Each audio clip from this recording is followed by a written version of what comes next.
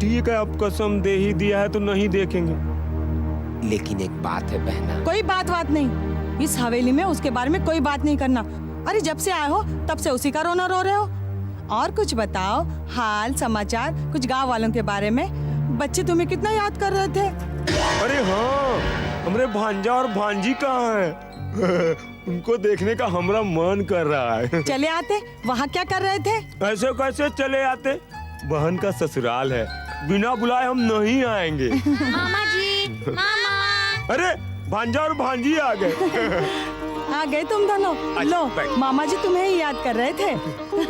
ये है मेरी भांजी मुन्नी और ये है मेरा भांजा मुन्ना। क्यों बेटा? मामा मामा, आज तुम नहाए नहीं? कितनी गंध आ रही है तुम्हारे पास से। छी। बड़ों से ऐसी बातें नहीं करते। अरे काहे डांट रही हो बहना? बच्चे हैं, सही तो कह रहा है। सफर से आ रहा हूँ ना, मौका ही नहीं मिला नहाने धोने का। मामा जी, हमारे लिए क्या लाए हैं आप? मैं खुद जो आया हूँ भांजी। और हाँ, रसगुल्ला। भांजी के लिए रसगुल्ला और मेरे भांजे के लिए लड्डू। बस बस, बहुत हो गई बातें। मामा जी को जलपान करने दो। जाओ, चले जाओ यहाँ से। अरे जाओ जाओ जाओ, चलो। समझ गए? काहे डांटती डपटती हो? बच्चे हैं। तुम नहीं जानते त्रिलोकी, इन दोनों की बातें शुरू होती हैं तो खत्म होने का नाम ही नहीं लेती। अरे बच्चे हैं। अच्छा हाँ, मैं थोड़ा टहल बहल कर आता हूँ। कुछ खाए भी ना। अरे बहना, तुमने इतना खिला दिया है कि ये नींबू जैसा पेट खाते खाते तरबूज बन गया है। अब बाहर टहल बहल कर आऊंगा ना तो सब ठीक हो जाएगा, एकदम नींबू जैसा। अच्छा, अब जरा चलता हूँ। सुनीति, कहाँ मर गई अभागन? ओ सुनीति! पाए लागू बड़की भाभी। क्या है ये? बार बार पैर छूने की कोई जरूरत नहीं है, एक बार हो गया बहुत है। बच्चन से नाराज होगा बड़की भाभी? पाँव नहीं छुएंगे तो बड़ों का आशीर्वाद कैसे मिलेगा बड़की? मिल गया ना आशीर्वाद, लेकिन ये बार बार पैर छुआना मुझे अच्छा नहीं लगता, समझे? समझा। सुनीति! अरे बड़ी भाभी, सुनीति को तो मंजली भाभी ने जंगल में लकड़ी काटने के लिए भेजा है। उसे आते आते घर पे शाम हो जाएगी। छोटी, अच्छा हुआ जो उमा ने उसे बाहर भेज दिया। वो तो चौधराइन को देखकर मैंने उसे भीतर भेज दिया था, वरना बेमतलब की गांव में फजीहत होती।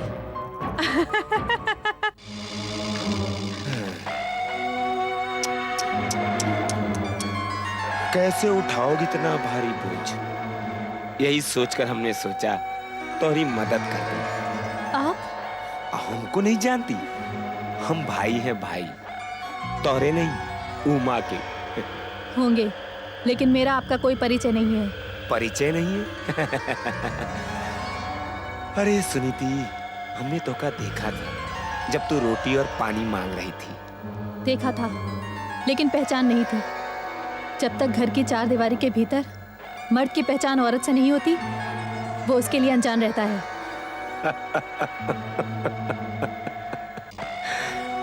घर का क्या है सुनीति? जब मन में प्रेम हो ना, तो दिल ही घर की चार दीवारी बन जाती है। हमारी बात का उत्तर नहीं दिया तूने। का हम इतने गए गुजरे हैं? मुझसे नहीं, अपने आप से पूछ लो। जाने दो, मुझे देर हो रही है। अरे कहाँ जा रही हो?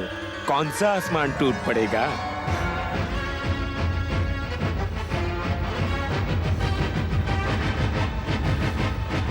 भोला भैया का सुनकर बहुत दुख हुआ। एक नेक इंसान के साथ भगवान ने न्याय नहीं किया। कोई अन्याय नहीं हुआ है उनके साथ। वो इस वक्त जहाँ भी हैं, स्वस्थ और प्रसन्न हैं। तुम तो ऐसे बोल रही हो जैसे माँ संतोषी माँ बोल रही है। हाँ, संतोषी माँ ही बोल रही हैं। आए? सुनीति, जरा मेरी बात तो सुनो तनिक सी। जितना सुनना था सुन चुकी हूँ, अब मेरा रास्ता छोड़ दो, मुझे देर हो रही है। अरे ऐसी रूठी रूठी बातें मत करो सुनीति, हम तो तोहरे। त्रिलोकी, अपने होश में रहो, नहीं तो जिस तरह पेड़ काट के फेंका है, तुम्हें भी काट के फेंक दूंगी। दैया रे दैया, ये तो रणचंडी हो गई है। हाँ, तुम जैसे बदचलन और बदजात आदमी के लिए मैं रणचंडी हूँ। अब मेरे रास्ते से हट जा, नहीं तो मैं तुझे काट दूंगी।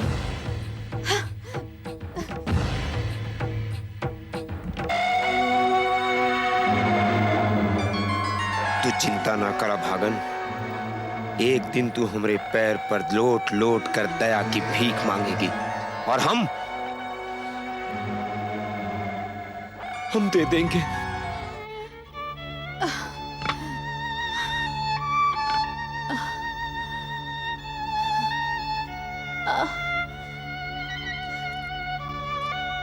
क्यों नहीं करमजली, एक एक काम में सारा सारा दिन बिताती है। कल से कपड़े धुलने को पड़े हैं, तेरा बाप आकर धोएगा। बड़ी भाभी, मुझे आंख दिखाती है, जाकर कपड़े धो, वरना मार मार कर तेरा दिमाग ठिकाने लगा दूंगी। मैं कपड़े धो दूंगी भाभी, लेकिन मुझे पानी पीने को दे दो, बड़ी प्यास लगी है। क्यों? तेरे बाप ने नौकर छोड़े हैं जो तुझे उठा उठा कर पानी पिलाते रहे? जंगल जाती है, वहाँ पर नदी बहती है, मन करे तो पानी पी लिया कर, और अगर पीने से मन ना भरे तो वहीं जाकर डूब मर। जा यहाँ से। अरे बड़ी बहू। अरे जय संतोषी माँ चौधराइन चाची, नमस्ते। इतना सज धज कर कहाँ जा रही हो? हम तो तुम्हें लेने आए थे, तुम तो ऐसे पूछ रही हो जैसे तुम्हें पता ही नहीं। मतलब? लो कर लो बात। हवेली की बड़ी बहू हो के तुम्हें कुछ पता ही नहीं कि आज मंदिर में मेला है। सारा गांव का गांव मेले में गया है और तुम वैसे की वैसी खड़ी हो। मालूम तो है चाची, लेकिन ये तो हम सब भी जानते हैं बड़ी बहू, इस बार क्या मेला और क्या उत्सव। अरे वैकुंठ अकेले दम पर ही ये मेला करवाते थे, किसी को एक पैसा भी नहीं खर्च करने देते थे। और भोला मारे खुशी के क्या गाता था, क्या नाचता था। आ हा। चलो जैसे माँ संतोषी की इच्छा। अरे बड़ी बहू, अगर चलना है तो हमारे साथ चल सकती हो। नहीं चाची, मैं नहीं जाऊंगी। हम समझते हैं बड़ी बहू, ऐसे में कहीं आने जाने का मन नहीं करता है। अब मंदिर की बात है तो रस्म तो निभानी ही है। तुम भी चलती तो मन बहल जाता। मुझसे बार बार ना कहिए चाची, मैं नहीं जाऊंगी। विमला के साथ बच्चों को भेज दूंगी। ठीक है, जैसे माँ संतोषी की इच्छा।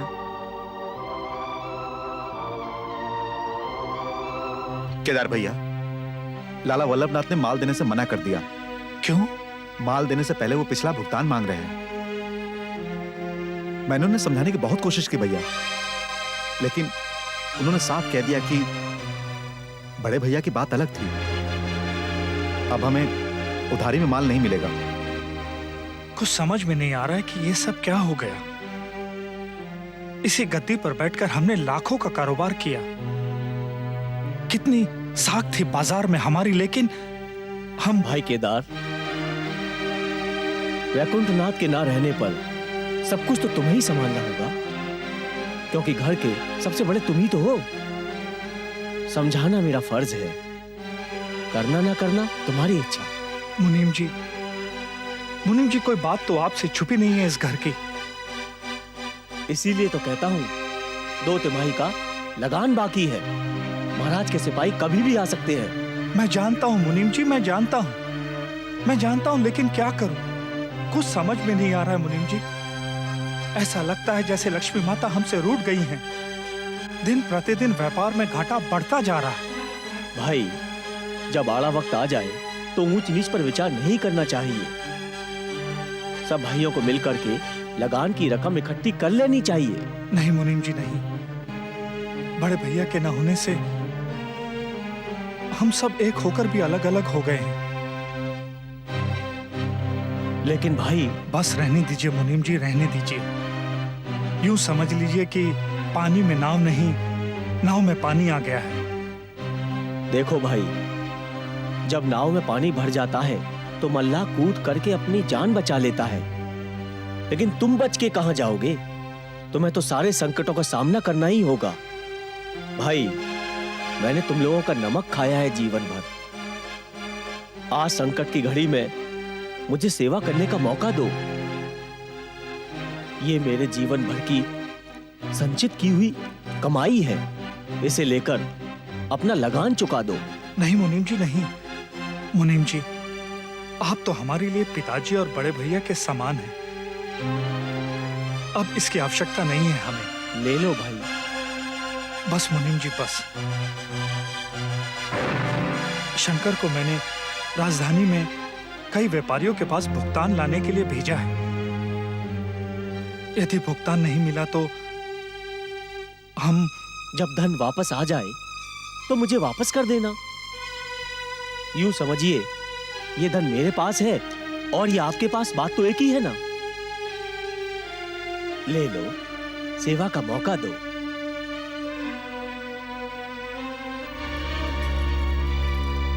अरे बड़ी भाभी, अभी तक तुम तैयार नहीं हुई, मेले नहीं चलना है? नहीं, मैं नहीं जाऊंगी। क्यों, क्या बात हो गई? कोई बात नहीं है। फिर मंजली भाभी ने तुमसे कुछ कह दिया क्या? नहीं तो देखो बड़ी भाभी, मैं मंजली भाभी का स्वभाव जानती हूँ। कितने दिन हो गए, वो मुझसे तो क्या, आपसे भी बात नहीं करती। अरे मैं ही कौन बात करना चाहती हूँ उससे। लगता है ये सब त्रिलोकी भैया को लेकर ही है। मैं तो उस बदजात का मुंह भी नहीं देखना चाहती। लगता है उमा ने जानबूझकर हमारे कलेजे पर मूंग दलने के लिए उसे बुलाया है। सच कहती हो बड़ी भाभी? त्रिलोकी भैया को तो देखकर लगता ही नहीं कि वो किसी भले खानदान का है। खानदान का? अरे छोटी, मैं इनका पूरा खानदान जानती हूँ। सारा खानदान जंगलियों का है। इस मछली को संभालने के लिए मुझे कितने पापड़ बेलने पड़े ये मैं ही जानती हूँ, पर मेरा तो कोई भी एहसान नहीं मानता। तुम सच कहती हो बड़ी भाभी, तुम हर एक के आड़े वक्त पे काम आई हो। हर कोई मुझे वक्त पर ही पूछता है। अच्छा बड़ी भाभी, ये सब बातें छोड़ो, तुम जल्दी से तैयार हो जाओ मेले चलने के लिए। नहीं, मैं नहीं जाऊंगी। क्यों? तुम सच सच बताती क्यों नहीं? आखिर बात क्या है? तू नहीं जानती छोटी, इनके जाने के बाद से मेरे पास एक एक पैसे की किल्लत हो गई है। मेले में बच्चों ने अगर कुछ... बड़ी भाभी, तुम चिंता क्यों करती हो? केदार भैया से पैसे मांग लो। केदार को खुद सोचना चाहिए। मैं नहीं मांगती किसी से पैसा वैसा। तुम परेशान क्यों होती हो बड़ी भाभी? मैं उनसे कह दूंगी, ये केदार भैया से कह देंगे। अच्छा बड़ी भाभी, तुम अगर पैसे की वजह से... नहीं विमला, मेरा मन ठीक नहीं है। मैंने पहले भी तुमसे कह दिया है और चौधराइन चाची से भी कह दिया है कि विमला बच्चों को लेकर मेले में आ रही है। ठीक है बड़ी भाभी, जैसी तुम्हारी इच्छा।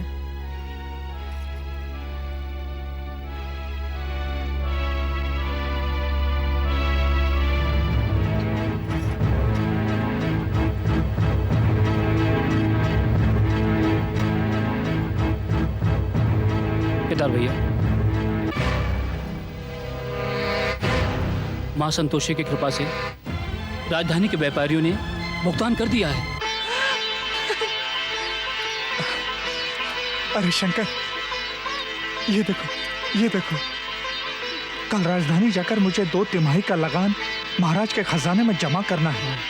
शंकर, मेरा एक काम करना, ये मुनीम जी का धन अपने पास संभाल कर रखो, सुबह उन्हें लौटा देना। भैया, मुनीम जी का धन? हाँ शंकर, तुम नहीं जानते शंकर। मुनीम जी ने जीवन भर के लिए हम सबको अपना ऋणी बना लिया है। लगान की रकम चुकाने के लिए अपने जीवन की सारी पूंजी हमें सौंप दी है। भैया, मैंने मुनीम जी जैसा सच्चा और सीधा इंसान आज तक नहीं देखा। तुम सही कहते हो। अरे उमा जी, इस रकम को संभाल कर रखना, कल मुझे राजधानी जाकर जमा करना। और हाँ, ये त्रिलोकी नहीं आया, कहाँ है? वो देखिए आगे। बनोई राजा, पाए लागू। जीते रहो। सभी लोगों को प्रणाम। हम 2 दिन से तुम्हारा इंतजार कर रहे थे, कहाँ थे? कुछ काम आ गया था बनोई राजा। काम? तुम काम भी करते हो? काम न करता तो ये पापी पेट कैसे भरता। चलो अच्छा वो ये मालूम हुआ। अच्छा, क्या काम करते हो? हमारा गांव में जो काम कोई भी नहीं कर सकता ना, वो काम त्रिलोकी करता है। नहीं समझे ना? अभी समझाता हूँ। हींग लगे ना फिटकिरी और रंगाए चोखा। अब तो समझ गए होगे। हाँ? हाँ समझ गया। अरे उमा, हाँ जी, तुमने त्रिलोकी को खाना वाना खिलाया कि नहीं? जी। अरे बहनोई राजा, बहना ने इतना खिला दिया है कि ये नींबू जैसा पेट फूल कर तरबूज हो गया। चलो, पेट भर गया ना, जाओ आराम करो जाकर। आराम तो हराम है इस त्रिलोकी के लिए। हम तो कोलू के बैल हैं, जहाँ चाहो जोत लो। अरे भैया, अच्छा ठीक है, जाओ जाओ। अच्छा, पाए लागू। जीते रहो, जीते रहो। प्रणाम। जाता हूँ काम करते करते।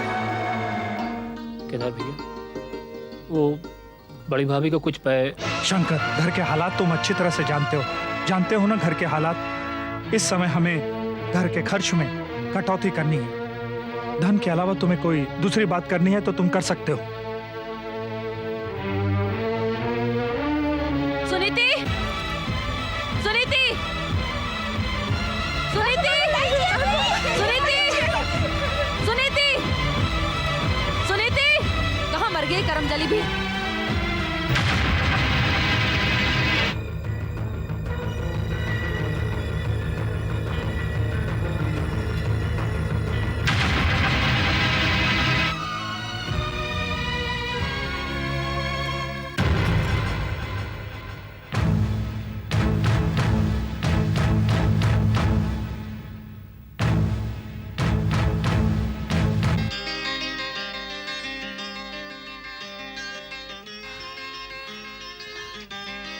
अरे बहन, यहाँ सबसे करीब कौन सा गांव है? लगता है आप बाहर से आई हैं। जी। यहाँ पास में सनंद कटी गांव है, मैं वहीं जा रही हूँ। आप चाहें तो मेरे साथ आ सकती हैं। जी चलिए।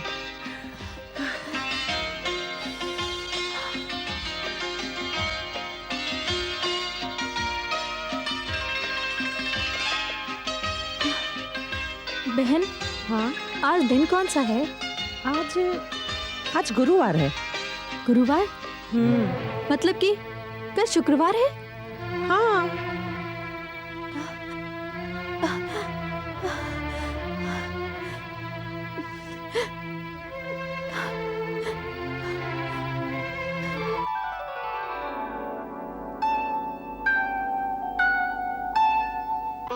ओम संतोषी देवे नमः। ओम संतोषी देवे नमः। हे संतोषी माता, मुझे शक्ति दे कि मैं 16 शुक्रवार का संकल्प बिना किसी विघ्न बाधा के पूरा कर सकूं। ओम संतोषी देवे नमः। ओम संतोषी देवे नमः।